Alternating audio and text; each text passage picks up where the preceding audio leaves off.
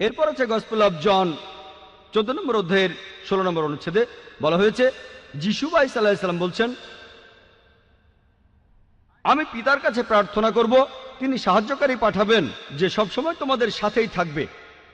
এরপর gospel of John 15 অধ্যায় 26 অনুচ্ছেদে বলছে, যখন সেই সাহায্যকারী আসবে, আমার পিতা যাকে পাঠাবেন সে আমার সম্মানটা বাড়িয়ে দেবে। এরপর গসপেল অফ জন 16 নম্বর অধ্যায় 7 অনুচ্ছেদে আছে, আমি তোমাদের সত্যি কথাটাই বলে ফেলি, আমি চলে গেলেই তোমাদের সবার জন্য ভালো হবে, কারণ আমি যদি চলে না যাই তাহলে সেই সাহায্যকারী আসবে না, আর আমি চলে গেলেই সে এখানে আসবে। আর খ্রিস্টানদের বলতে শুনবেন, এই সাহায্যকারী বলতে বোঝায় পবিত্র আত্মাকে। এখন ভালো করে দেখেন, গসপেল অফ জন 16 নম্বর অধ্যায়ের 7 নম্বর অনুচ্ছেদ বলছে, তোমাদের আমি সত্যি কথা বলছি, যিশু তার শিষ্যদের বলছেন, তোমাদের আমি সত্যি কথা বলছি, আমি চলে গেলে তোমাদের জন্যই ভালো হবে, কারণ আমি চলে না গেলে সেই সাহায্যকারী আসবে না, আমি চলে গেলেই সে এখানে আসবে।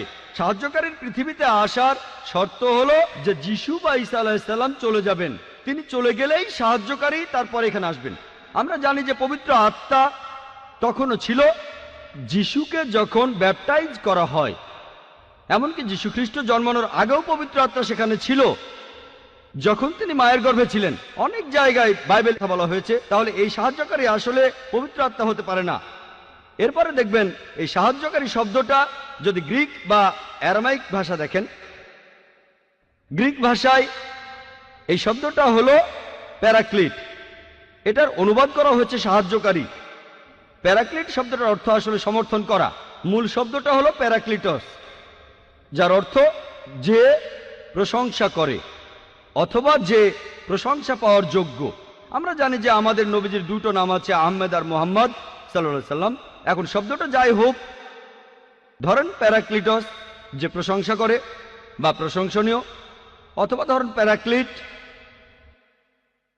হোক সমর্থক বা সাহায্যকারী। আলহামদুলিল্লাহ, এই কথাগুলো সবচেয়ে বেশি মেলে সর্বশেষ নবী মুহাম্মদ সাল্লাল্লাহু আলাইহি সাল্লামের বেলায়।